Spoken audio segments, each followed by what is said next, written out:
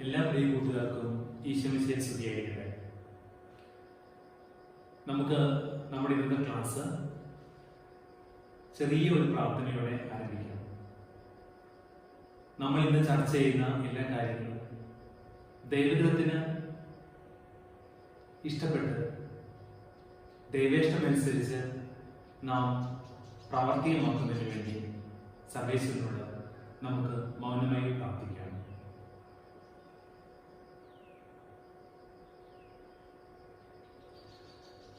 പ്രിയ കൂട്ടുകാരെ, ഇന്ന് നമ്മൾ ചർച്ച ചെയ്യാൻ പോകുന്നത് 12ാം ക്ലാസ്സിലെ 6ാമത്തെ പാഠഭാഗമായ ക്രൈസ്തവ കലാദർശനം എന്ന പാഠഭാഗമാണ്.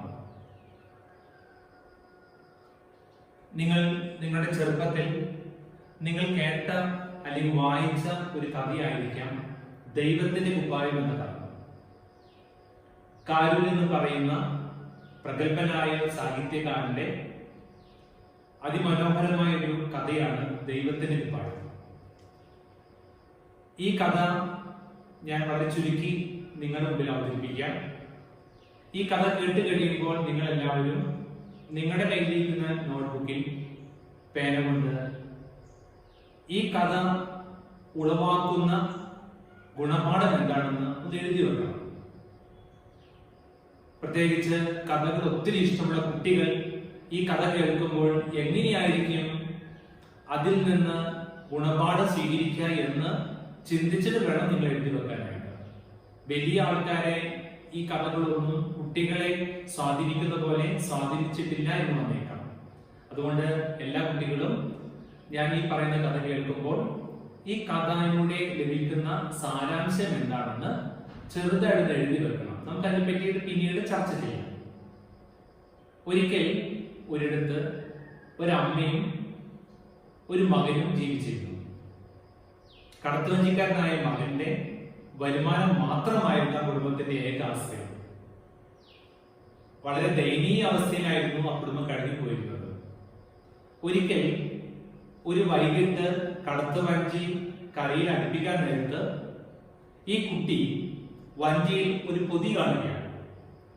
ഈ പൊതി തുറന്നു നോക്കിയ ഈ കുട്ടി കാണുന്നത് അവന്റെ പ്രായത്തിലുള്ള കുട്ടികൾക്ക് ധരിക്കാൻ സാധിക്കുന്ന ഒരു കുപ്പായമാണ് കാണുന്നത്. വളരെ സന്തോഷത്തോടു കൂടി ആ കുപ്പായം എടുത്ത് അവൻ അവന്റെ അമ്മയുടെ അടുത്തേക്ക് എത്തുകയാണ്.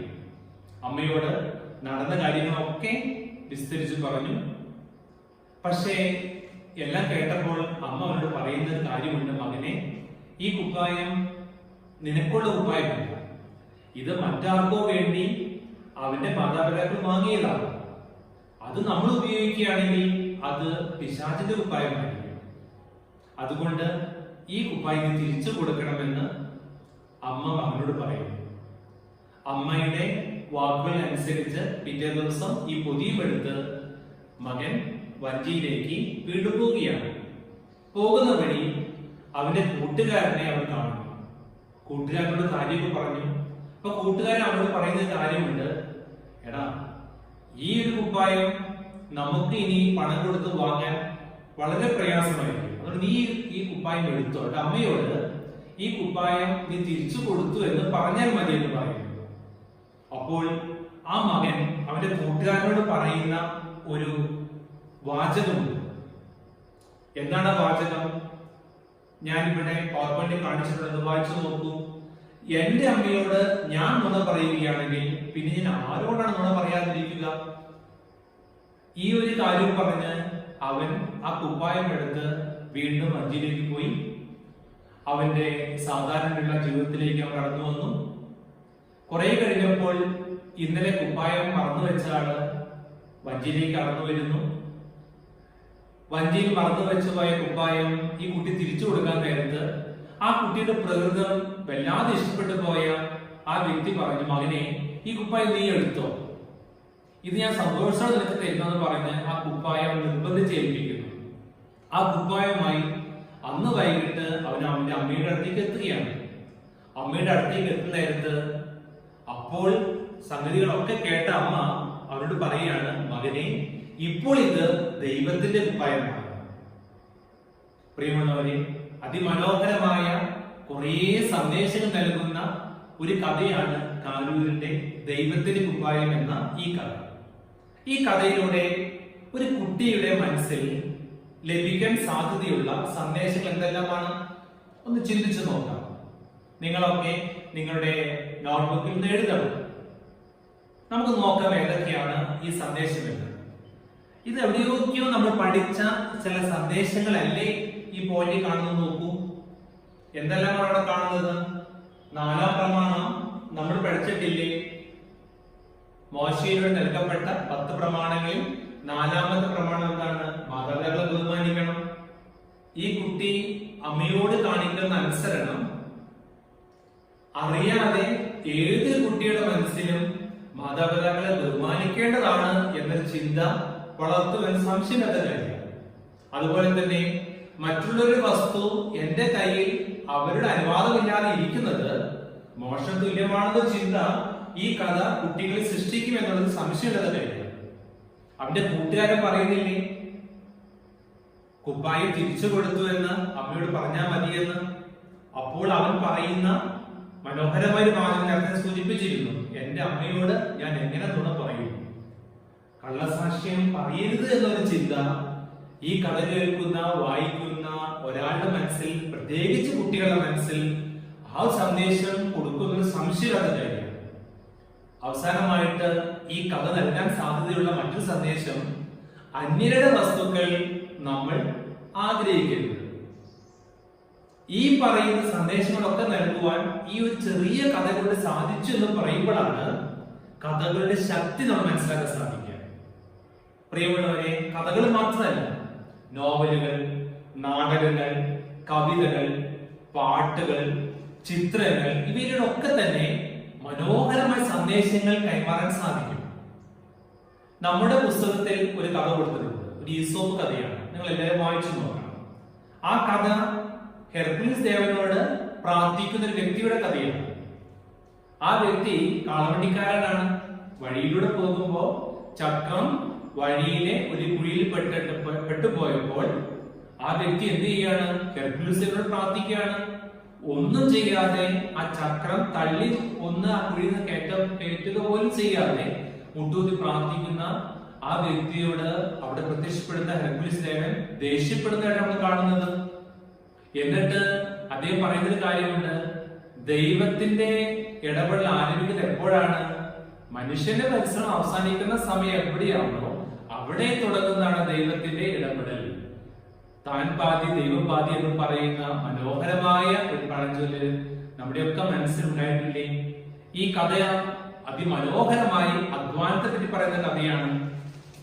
നമ്മളെല്ലാവരും അധ്വാനിക്കണം. നെറ്റിയിലെ വീർപ്പ് കൊണ്ട് ജീവിക്കുക എന്ന സർവേശ്വരന്റെ ആഹ്വാനം സ്വീകരിച്ച മനുഷ്യകുലം ആ ഒരു കർത്തവ്യ ആഹ്വാനം ഏറ്റെടുക്കുന്നതാണ് അധ്വാനം എന്ന ചിന്തയിലേക്ക് നമ്മളെല്ലാവരും മാറണം. ഇപ്പൊ നമ്മളൊക്കെ വിദ്യാർത്ഥികളാണ്. നമ്മുടെ ഇപ്പോഴത്തെ പ്രധാനപ്പെട്ട അധ്വാനം എന്തായിരിക്കണം? പഠിക്കുക എന്നുള്ളതായിരിക്കണം.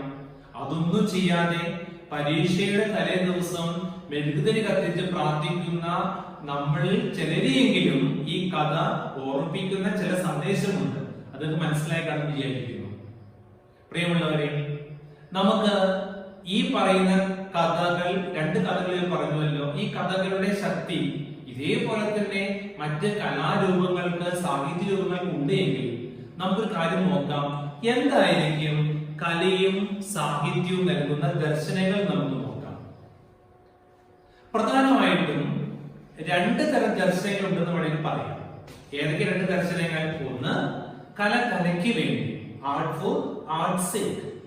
രണ്ടാമത്തേത് അതാണ് ആർട്ടിസ്റ്റ് ലൈഫ്, കല ജീവിതം തന്നെ, ആർട്ട് ഫോർ ലൈഫ്, ജീവിതത്തിന് വേണ്ടി.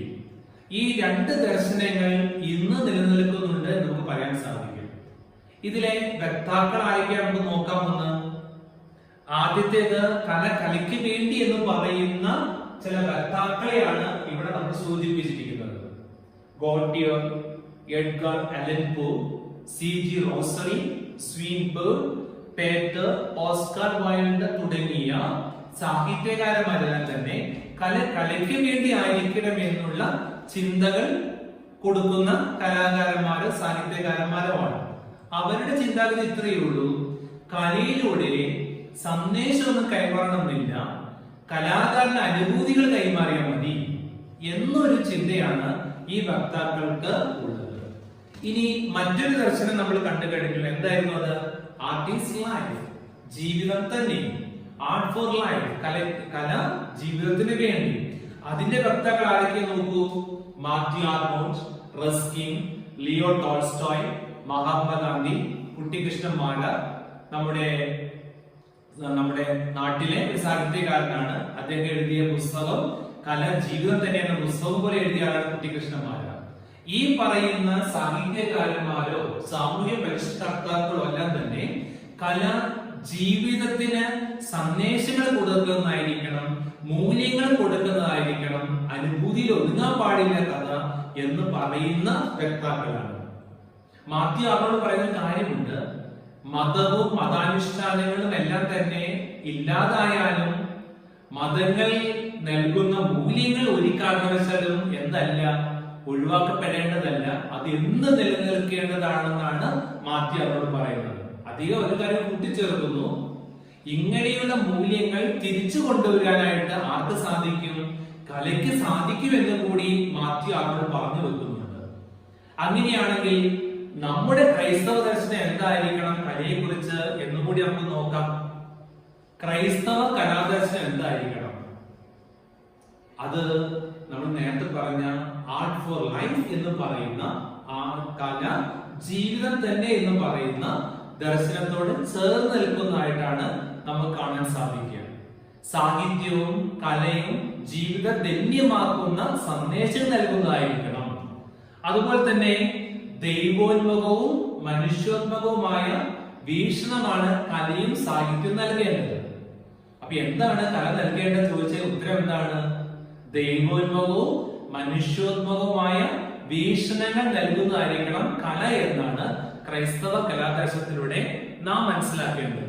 അതായത് മനുഷ്യർക്ക് ആത്യന്തികമായി ജീവിതത്തിന് ഒരു നേട്ടം കൊടുക്കുന്ന, നന്മകൾ കൊടുക്കുന്ന ആയിരിക്കണം കലയും സാഹിത്യവും എന്നാണ് ക്രൈസ്തവ കലാദർശനത്തിലൂടെ നമ്മൾ മനസ്സിലാക്കേണ്ടത്.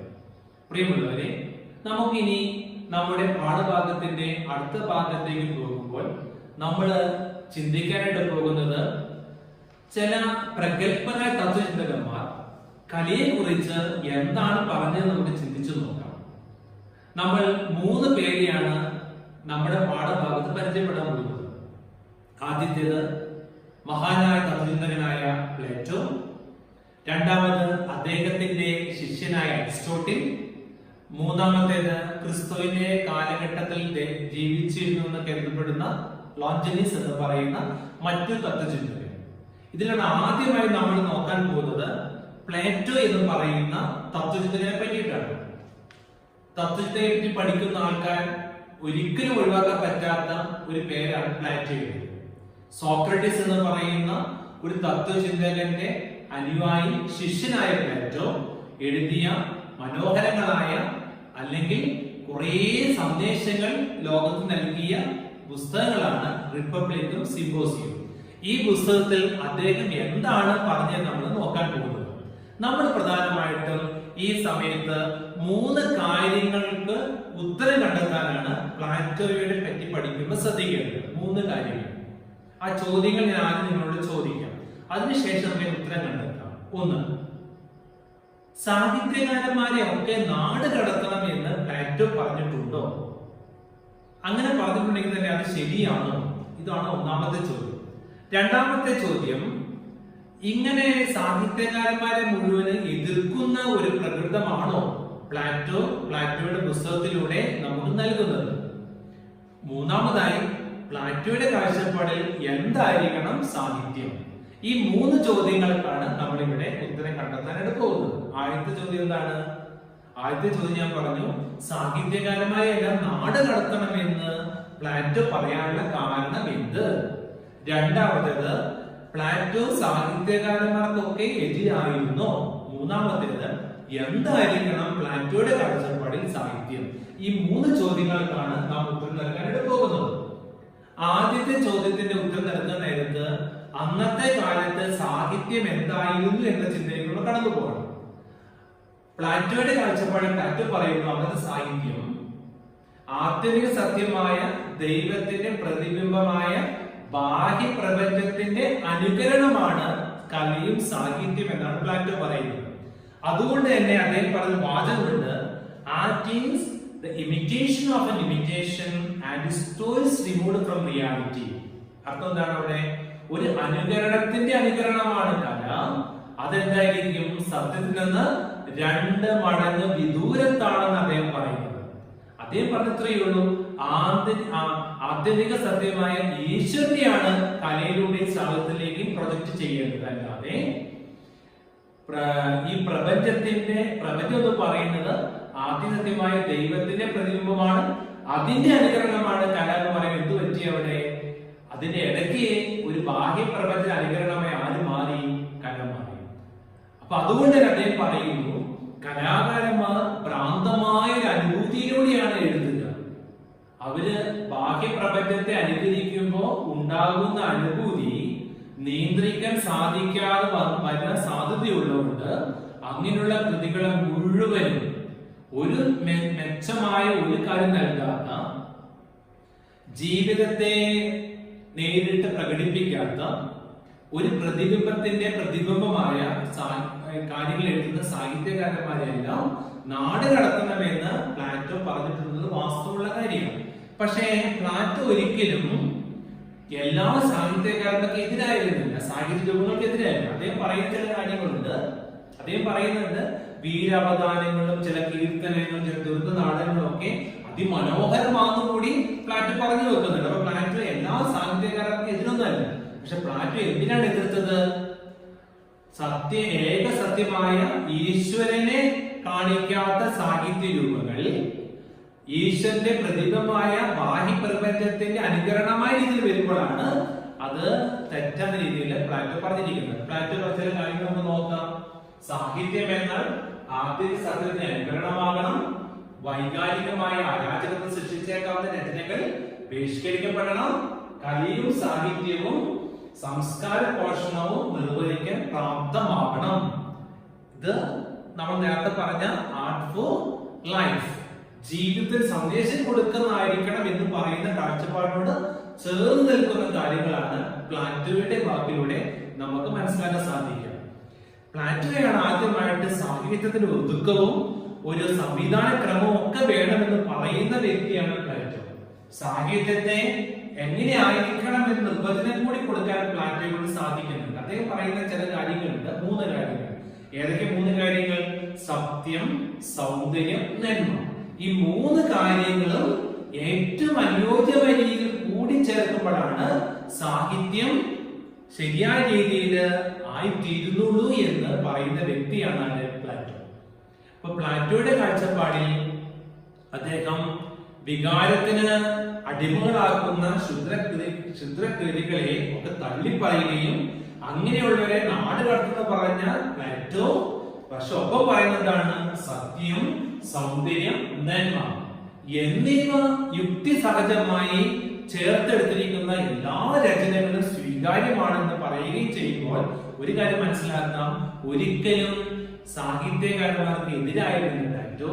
പിന്നെ പ്ലാറ്റോ പ്ലാറ്റോ എതിരായിരുന്നത് അനുഭൂതിയിലൂടെ സൃഷ്ടിക്കപ്പെടുന്ന കാര്യങ്ങൾ ഒരു സന്ദേശം നൽകാതെ ജനങ്ങൾക്ക് കൊടുക്കുന്ന സാഹിത്യത്തെയും അത് എഴുതുന്ന സാഹിത്യകാരന്മാർക്കും എതിരായിട്ടാണ് പ്ലാറ്റോ സംസാരിച്ചത്. അതേസമയം മനുഷ്യരെ കൂടുതൽ നന്മയിലേക്ക്, സത്യത്തിലേക്ക്, സൗന്ദര്യത്തിലേക്ക് നയിക്കുന്ന എല്ലാ കൃതികൾക്കും പ്രോത്സാഹനം നൽകുകയും അതാണ് ശരിയായ സാഹിത്യം എന്ന് പറയുകയും ചെയ്ത ഒരു വ്യക്തിയാണ് ഈ തത്വചിന്തകനായ പ്ലാറ്റോ. നമ്മൾ ഇനി നോക്കാൻ പോകുന്നത് രണ്ടാമത്തെ തത്വചിന്തകനായ അരിസ്റ്റോട്ടലിനെ പറ്റിയിട്ടാണ്. അരിസ്റ്റോട്ടൽ ആരാന്ന് ചോദിച്ചു കഴിഞ്ഞാൽ അദ്ദേഹം പ്ലാറ്റോയുടെ പ്രിയപ്പെട്ട ശിഷ്യനാണ് അരിസ്റ്റോട്ടൽ. അദ്ദേഹത്തിന്റെ ഒരു മനോഹരമായ പുസ്തകത്തിന്റെ പേരാണ് പോയിറ്റിക്സ്. പക്ഷേ അരിസ്റ്റോട്ടൽ ഒരിക്കലും പ്ലാറ്റോ പറയുന്ന എല്ലാ കാര്യങ്ങളും അതേപോലെ ശരിയാന്ന് പറഞ്ഞ വ്യക്തിയായിരുന്നില്ല. അദ്ദേഹം എന്താ ചെയ്തിരുന്നത്? നിരീക്ഷണ പാഠകത്തിലൂടെ ഒപ്പം സയന്റിഫിക്കായി, ശാസ്ത്രീയമായി അപഗ്രഥിച്ചുകൊണ്ടാണ് അദ്ദേഹം ഓരോ കാര്യങ്ങളെ പറ്റി അഭിപ്രായം പറഞ്ഞിരുന്നത്. അപ്പൊ പ്ലാറ്റോയെ അന്ധമായി അനുകരിക്കുന്ന വ്യക്തിയെ അല്ല അരിസ്റ്റോട്ടിൽ, പക്ഷെ എല്ലാത്തിനെയും ഒരു ശാസ്ത്രീയമായി അപഗ്രഥിച്ച് വളരെ നല്ല രീതിയിൽ ഒബ്സർവ് ചെയ്ത് തീരുമാനങ്ങൾ എടുക്കുകയും അത് പുസ്തകത്തിൽ എഴുതി ചെയ്ത വ്യക്തിയാണ് അരിസ്റ്റോട്ടിൽ. അരിസ്റ്റോട്ടിലിനെ സംബന്ധിച്ച് അദ്ദേഹം സാഹിത്യത്തെ പറ്റി പറഞ്ഞേക്കാൾ ഉപരി ചില കൃതികളെ പറ്റിയിട്ടൊക്കെ മനോഹരമായി അദ്ദേഹം പറയുന്നുണ്ട്. അദ്ദേഹത്തിന്റെ പറ്റി ചിന്തിക്കുമ്പോൾ നമ്മൾ രണ്ട് ചോദ്യങ്ങൾക്ക് നമ്മൾ ഉത്തരം കണ്ടെത്താൻ ശ്രമിക്കാം. അദ്ദേഹം പറയുന്ന ഒരു പ്രധാനപ്പെട്ട ഒരു കാര്യമാണ് കഥാർസിസ്. അപ്പൊ എന്താണ് കഥാർസിസ്? ഒന്നാമത്തെ ചോദ്യം. രണ്ടാമത്തെ ചോദ്യം, കലയും സാഹിത്യമൊക്കെ നമ്മുടെ ഹൃദയത്തെ സ്വസ്ഥമാക്കുന്ന എങ്ങനെയാണ്? കലയും സാഹിത്യമൊക്കെ നമ്മളെ എങ്ങനെ സ്വസ്ഥരാക്കി മാറ്റുന്നു? ഈ രണ്ട് ചോദ്യങ്ങൾക്ക് ഉത്തരം കണ്ടെത്തുവാൻ നമ്മൾ ശ്രമിക്കുമ്പോഴാണ് നമ്മുടെ പാഠഭാഗം പൂർണ്ണമാവുക. അരിസ്റ്റോട്ടിലിനെ പറ്റി പഠിക്കുമ്പോൾ ഈ രണ്ട് ചോദ്യങ്ങൾക്കാണ് നമ്മൾ ഉത്തരം കണ്ടെത്താനായിട്ട് പോകുന്നത്. അതിൽ ആദ്യത്തേത് നമുക്ക് അരിസ്റ്റോട്ടിൽ ചില സാഹിത്യ ദർശനങ്ങളാണ്. കവിത പ്ലാറ്റോ പറയുന്ന പോലെ സത്യത്തിൽ നിന്ന് അകലെയല്ല. അനുഭൂതികൾ ഉണ്ടെങ്കിലും അനുഭൂതികൾ ഒരിക്കലും നിയന്ത്രിക്കാൻ പറ്റാത്തതല്ല. ഈ അനുഭൂതികളൊക്കെ കഥാർസിസ് എന്ന് പറയുന്ന ഒരു കാര്യത്തിലൂടെ കടത്തിവിടുന്നതുകൊണ്ട് തന്നെ മനുഷ്യ ഹൃദയങ്ങളെയൊക്കെ എത്ര ശോകമാണെങ്കിൽ പോലും സ്വസ്ഥയിലേക്ക് നയിക്കുമെന്നാണ് അരിസ്റ്റോട്ടിൽ പറയുന്നത്. അപ്പൊ അരിസ്റ്റോട്ടിലിന്റെ നമ്മുടെ ചോദ്യം എന്താണ് കഥാർസിസ് എന്നുള്ളതായിരുന്നു. അതിനെപ്പറ്റി നമ്മൾ നോക്കാൻ പോകുന്നത്. കഥാർസിസ് എന്ന് പറയുന്ന വേറെ പേരാണ് വികാര വിവേചനം അല്ലെങ്കിൽ വികാര വിമലീകരണം. എന്താണ് പറയുന്ന കാര്യം നമുക്ക് വായിച്ചു നോക്കാം. സാഹിത്യ രചനകളും കലാപ്രകടനങ്ങളും ആസ്വദിക്കുന്നയാൾ ഉള്ളിൽ കെട്ടിക്കിടക്കുന്ന അധമ വികാരങ്ങൾ പുറത്തേക്ക് കുത്തിയൊലിച്ചു പോകാനായി ഒരു അഴുക്കുചാൽ കണ്ടെത്തുകയാണ്. ഇതിലൂടെ ആസ്വാദകന്റെ മനസ്സിൽ വൈകാരിക ശാന്തത അനുഭവപ്പെടുന്നു. മനസ്സിൽ അമിതമായി കെട്ടിക്കിടക്കുന്നവ പെയ്തൊഴിയാൻ ലഭിക്കുന്ന അവസ്ഥയാണ് അരിസ്റ്റോട്ടിൽ വികാര വിമലീകരണം, വികാര വിവേചനം, കഥാർസിസ് എന്നൊക്കെ വിളിക്കുന്നത്. ഇത് നമുക്കും ചിലപ്പോഴൊക്കെ അനുഭവവേദ്യമായ കാര്യമാണ്. അസ്വസ്ഥമായ മനസ്സോടു കൂടി കഴിയുമ്പോൾ, നല്ല പാട്ട് കേൾക്കുമ്പോൾ നമ്മുടെ മനസ്സിലേക്ക് ശാന്തത കടന്നു വരും നമ്മൾ അനുഭവിച്ചിട്ടുണ്ടല്ലോ. അതിനെയാണ് കഥാർസിസ് എന്ന് പറയുന്നത്. കലയും സാഹിത്യവും പ്രശ്ന സങ്കീർണമായ 100,000 അസ്വസ്ഥതകൾക്കിടയിലും മനസ്സിന്റെ സമനില തെറ്റാതെ കാക്കാൻ ആധുനിക മനുഷ്യൻ സഹായിക്കുന്നതാണ് കഥാർസിസ്. ചില സിനിമകൾ കാണുമ്പോൾ നമ്മൾ അറിയാതെ കൂടെ കരഞ്ഞു പോയിട്ടുണ്ടാകും. ചില നോവൽ വായിക്കുമ്പോൾ നമ്മൾ അറിയാതെ കഥാപാത്രങ്ങളുമായി താതാത്മ്യം പ്രാപിക്കുന്നുണ്ടാകും. ചില കവിതകൾ കേൾക്കുമ്പോൾ ഇതേപോലെ അവസ്ഥയിൽ നമ്മൾ കടന്നുപോകും. ഇതിനെയാണ് കഥാർസിസ് എന്ന് നമ്മുടെ തത്വചിന്തകനായ അരിസ്റ്റോട്ടിൽ പറയുന്നത്. അപ്പൊ കഥാർസിസ് എന്ന് പറയുന്നത് ഒരു ആധുനിക മനുഷ്യനെ അവന്റെ സങ്കീർണ പ്രശ്നങ്ങൾക്കിടയിലും സ്വസ്ഥതയിലേക്ക് തിരിച്ചു കൊണ്ടുവരാൻ സഹായിക്കുന്ന ഒന്നാണെന്ന് അദ്ദേഹം പറയുന്നത്. നമുക്കറിയാമല്ലോ, വലിയ അസ്വസ്ഥത വന്ന് നമ്മൾ കുറേ നേരം കരയുമ്പോൾ മനസ്സിലേക്ക് ശാന്തത കടന്നു വരും. ഇതേപോലെ മനസ്സിൽ കെട്ടിക്കിടക്കുന്നതിനൊക്കെ പുറത്തേക്ക് കളയുവാനുള്ള ഒരു വഴിയായിട്ടാണ് കഥാർസിസ് ആധുനിക മനുഷ്യനെ സഹായിക്കുന്നതെന്നാണ് അരിസ്റ്റോട്ടിൽ പറയുന്നത്. നമുക്കിനി പഠിക്കാനുള്ളത്, ചിന്തിക്കാനുള്ള മൂന്നാമത്തെ തത്വചിന്തകൻ പ്ലോട്ടിനസ് എന്ന് പറയുന്ന ഗുരുവിന്റെ ശിഷ്യനായ ലോഞ്ചിനിസിനെ പറ്റിയിട്ടാണ്. അദ്ദേഹത്തിന്റെ പ്രധാനപ്പെട്ട കൃതിയുടെ പേരാണ് എസ്സേ ഓൺ ദ സപ്ലൈ. ഈ പുസ്തകത്തിന് ഇന്ന് 44 അധ്യായങ്ങൾ മാത്രമേ ലഭ്യമായിട്ടുള്ളെങ്കിൽ പോലും അത് അതിൽ തന്നെ പൂർണ്ണമായ കൃതിയാണെന്നാണ് പറയപ്പെടുന്നത്. നമ്മൾ ലോഞ്ചിനിസിനെ പറ്റി പഠിക്കാൻ നേരത്ത് നമ്മൾ 2 ചോദ്യങ്ങൾക്കാണ് നമ്മൾ ഉത്തരം കണ്ടെത്താൻ പോകുന്നത്. എഴുത്തുകാരനും വായനക്കാരനും, അല്ലെങ്കിൽ കലാകാരനും ആസ്വാദകനും തമ്മിലുള്ള ബന്ധം എന്താണ്? അതിനുള്ള ബന്ധം. രണ്ടാമത്തെ ചോദ്യം ഇതാണ്: എന്താണ് ഉദാത്തമായ കല, എന്താണ് സാഹിത്യം? ഈ 2 ചോദ്യങ്ങൾക്ക് ഉത്തരം കണ്ടെത്താനാണ് നമ്മൾ പാഠഭാഗത്തിലൂടെ ലോഞ്ചനിസിന്റെ വീക്ഷണത്തെ പറ്റി നമ്മൾ നോക്കാൻ പോകുന്നത്. ലോഞ്ചനിസ് എന്ന് പറയുന്ന ഒരു തത്വചിന്തകൻ കലയെ പറ്റി, സാഹിത്യത്തെ പറ്റി നമ്മൾ പറയുന്ന കാര്യം എന്താണ്? ഇത്രയേ ഉള്ളൂ. കലാകാരനും സാഹിത്യകാരനും മനസ്സിൽ തോന്നുന്ന കാര്യം എന്താണോ അത് അതേ അളവിൽ അതേ അനുപാതത്തിൽ വായനക്കാരന് ആസ്വാദനം ലഭിക്കണമെന്നാണ് ലോഞ്ചിനിസ് പറയുന്നത്. ഒരു നോവലിസ്റ്റ് എഴുതുന്ന നോവൽ എഴുതുമ്പോൾ ആ നോവലിസ്റ്റിന്റെ മനസ്സിലൂടെ കടന്നുപോയ എല്ലാ അനുഭൂതികളും അതേ അളവിൽ അനുപാതത്തിൽ ആർക്ക് ലഭിക്കണം? ആ നോവൽ വായിക്കുന്ന ആർക്ക് ലഭിക്കണം. ഒരു കവി ഒരു കവിത രചിക്കുമ്പോൾ ആ കവിയുടെ മനസ്സിലേക്ക് കടന്നു വരുന്ന എല്ലാ അനുഭൂതികളും അതേ അളവിൽ അനുപാതത്തിൽ ആർക്ക് ലഭിക്കണം? ആ കവിത ആസ്വദിക്കുന്ന വ്യക്തിക്ക് ലഭിക്കണം എന്നാണ് ലോഞ്ചിനിസിന്റെ കലാദർശനത്തിൽ ഇവിടെ നമ്മൾ മനസ്സിലാക്കാൻ പോകുന്നത്. അവസാനമായി എന്താണ് ഉദാത്തമായ കല അല്ലെങ്കിൽ സാഹിത്യം ലോഞ്ചിനിസ് അഭിപ്രായത്തിൽ ചോദിച്ചു കഴിഞ്ഞാൽ, ഒറ്റ വായനയ്ക്കും പ്രഥമ ദർശനത്തിനപ്പുറം സ്ഥിരമായ ആഹ്ലാദകത്വം നമ്മെ ജനിപ്പിക്കുന്നത് എന്താണോ അതാണ് ഉദാത്തമായ കലയും സാഹിത്യം എന്നാണ് ലോഞ്ചിനിസ് പറയുന്നത്. ഒന്നുകൂടി പറയാം. ഒറ്റ വായനയ്ക്കും പ്രഥമ ദർശനത്തിനും അപ്പുറം സ്ഥിരമായ ആഹ്ലാദകത്വം നമുക്ക് തരുന്ന കലയും സാഹിത്യമാണ് ഉദാത്തമായ കലയും സാഹിത്യം എന്നാണ് ലോഞ്ചിനിസ് പറയുന്നത്.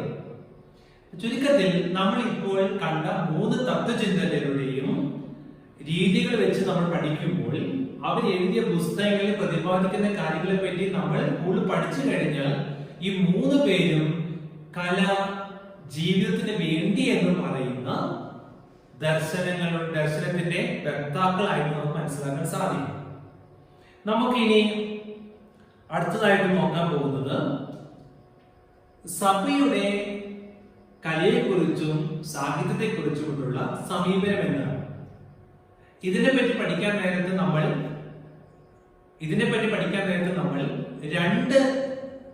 രണ്ട് തലത്തിൽ നമുക്ക് നോക്കിക്കാണാം. ഒന്ന് മധ്യശതകം എന്നും മറ്റൊന്ന് നവോത്ഥാന കാലം എന്ന രീതിയിൽ നമുക്ക് നോക്കാം. അപ്പൊ ഈ കാലഘട്ടത്തിൽ നമുക്ക് പഠിക്കാൻ നേരത്ത് സഭയുടെ സമീപനത്തെ പറ്റി പഠിക്കാൻ നേരത്ത് നമ്മുടെ മനസ്സിൽ കടന്നു വരുന്ന 3 ചോദ്യങ്ങൾ ഉണ്ടാകും. ഈ 3 ചോദ്യങ്ങൾ നിങ്ങളെ പരിചയപ്പെടുത്താം. ഒന്നാമത്തെ ചോദ്യം, സഭ കലയ്ക്കും സാഹിത്യത്തിനുമൊക്കെ എതിരായിരുന്നു. ഒന്നാമത്തെ ചോദ്യം. രണ്ടാമത്തെ കാര്യം, എന്തുകൊണ്ടാണ് അങ്ങനെ ആയിരുന്നുവെങ്കിൽ എന്തുകൊണ്ടാണ് കലയ്ക്കും സാഹിത്യത്തിനൊക്കെ എതിരായി സഭ നിലപാടെടുത്തത്? രണ്ടാമത്തെ ചോദ്യം. മൂന്നാമത്തെ ചോദ്യം, സഭയുടെ ആ സമീപനം സ്ഥിരമായിട്ടുള്ളതായിരുന്നു. ഈ 3 ചോദ്യങ്ങൾക്ക് ഉത്തരം കണ്ടെത്തി കഴിയുമ്പോൾ നമ്മുടെ പാഠപുസ്തകം പ്രകാരമുള്ള കാര്യങ്ങൾ നമുക്ക് മനസ്സിലാക്കാൻ സാധിക്കും.